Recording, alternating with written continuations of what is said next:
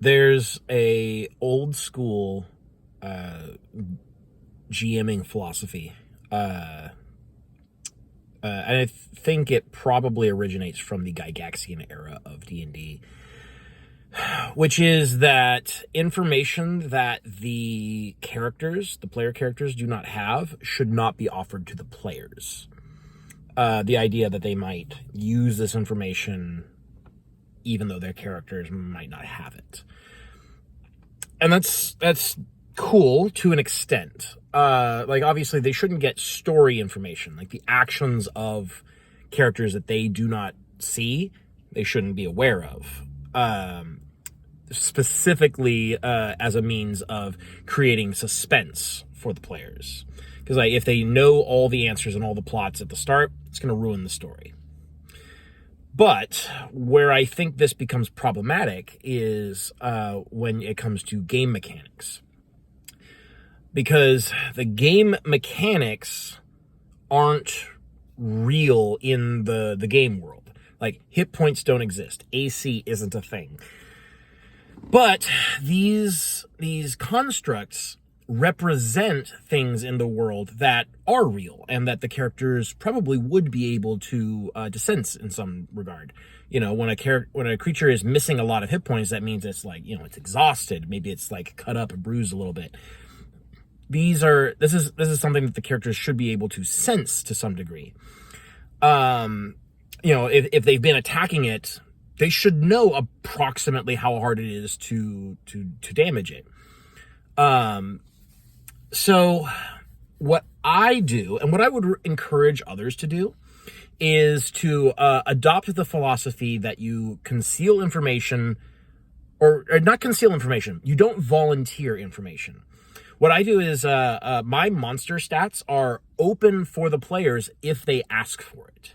So if a player wants to know what a monster's AC is, I'll tell them. If they want to know what their hit points, or their maximum hit points, or their current hit points are, I'll tell them. But I don't volunteer that information, because I know some players want to be surprised. Some players don't want that information, either because it like breaks immersion, or just because they don't want to think about it, or it's not important to them, so I don't volunteer it. But if a player asks, I do tell them. And I roll out in the open anyways. So like, if anyone wants to know what a monster's attack bonus is, they can just see by doing basic math. And this sort of ties into the general philosophy that I have developed over time, which is to lie to the characters, don't lie to the players.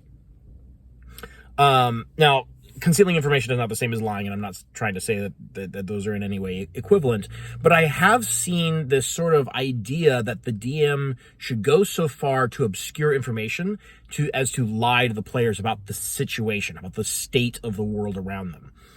And there's two big problems with this. One, the GM is the only way for the players for the player characters to like learn about the world around them.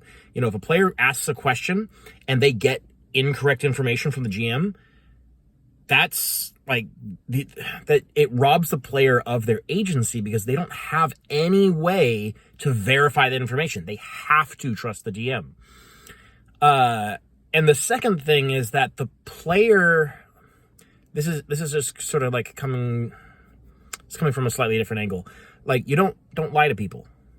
Like, outside of the gaming context, do you go around lying to people all the time? I hope not. So, don't lie to your friends. Like, there's a certain amount of trust that needs to be established between the GM and the players, in order for the collaborative storytelling aspect of role playing to really work. And that trust cannot exist if the GM is lying or obscuring information. I draw the metaphor of, imagine like if a room full of writers is writing for a television series. There's a head writer, they're in charge, and they make a decision about like what a character does or what a character notices. They make some sort of significant decision, and they write that into the script and send it off without telling anyone. Well, that has completely ultimately it was their call, sure, because they're the head writer. But like the rest of the writers' room needs to know about this. Otherwise, they can't collaborate. When there's a break in communication, collaboration stops.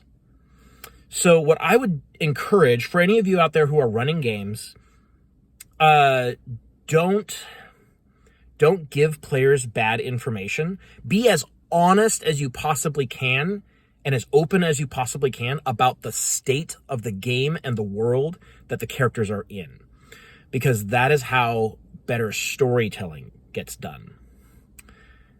If you're concerned about players using out-of-character information for their own benefit, then I would say pause the game and have a talk about that directly.